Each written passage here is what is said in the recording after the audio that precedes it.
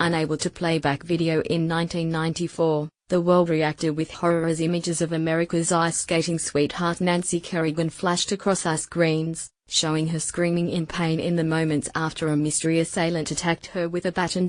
It was a calculated attack, aimed at crippling Kerrigan and dashing her Olympics hopes ahead of the national championships. The shocking crime was made all the more twisted when it emerged that the culprit was the ex-husband of Kerrigan's ice skating rival, Tonya Harding. Jeff Gillooly was charged with hiring a hitman, while Harding, 23, was found guilty of conspiracy after the fact. It made headlines around the world, and old wounds are again being ripped open as we near the release of I, Tonya, a new biopic starring Margot Robbie and Caitlin Carver, telling the sordid tale of a dangerous rivalry that would end up defining two careers. Source: A peerly career in the early 1990s, Kerrigan and Harding were both rising stars in the figure skating world, regularly competing against each other in national championships. In 1991, Harding became the first American woman to land the incredibly rare triple axel, earning her a perfect score and first place at the U.S. Figure Skating Championships.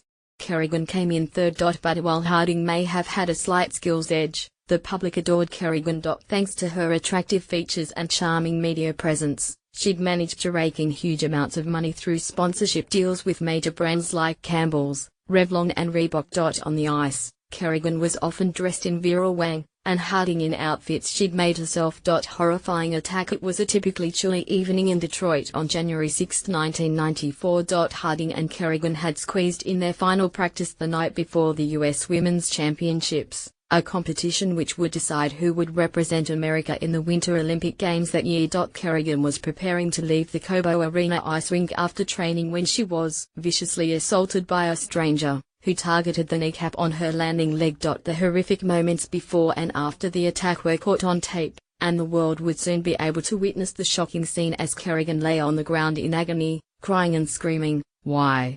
Later, the doctor who examined the skating star following the assault told the New York Times it was a targeted attack. He, the attacker, was clearly trying to debilitate her, Dr. Stephen Plomeritis said. While the assailant didn't manage to break any bones, Kerrigan was left bruised and swollen, and with a severe limp. She was forced to withdraw from the championships the following day, but her fellow skaters agreed that she deserved one of the two spots on the 1994 Olympics team anyway. The next day, Harding won first place in the competition and a spot in the Olympics. All eyes on the ice. The U.S. Olympic Committee wanted to disqualify Harding from the upcoming competition in Lillehammer, Norway, but reluctantly reconsidered when she threatened a $25 million lawsuit in response. It set the stage for an incredibly awkward Olympics moment. Kerrigan was forced to share the ice with Harding during practice, and both skaters were actively ignoring the other. In a pointed move, Kerrigan chose to wear the same white lace dress she had on when she was clubbed in the knee, and thanks to the infamous post-attack video, everyone knew it. That women's figure skating event remains one of the most watched events in sports history,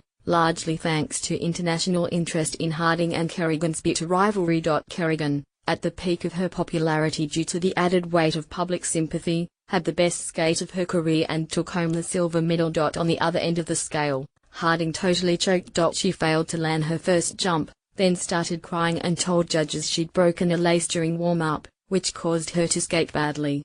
She was granted a second attempt, but still finished in 8th place. Unraveling the plot, authorities quickly pinned the crime on Gillooly and two other men, hitman Shane Stant, and Harding's bodyguard, Sean Eckhart, who were all sentenced to prison. During the process, they all insisted Harding had known about the attack before it happened, a claim she denies to this day. It's a rather monstrous thing to be involved with, the serious injury of a pretty young woman with a promising career, Eckhart's lawyer, Mark McKnight, told reporters on January 14, 1994 after his client had posted bail. He is certainly taking responsibility for his role in this. After denying multiple times that she had any involvement in the attack, even calling the concept ludicrous in an interview on January 27, 1994, Harding cheerfully admitted to learning the details of the attack after it occurred, and failing to report it to authorities. Source: Many of you will be unable to forgive me for that, she said.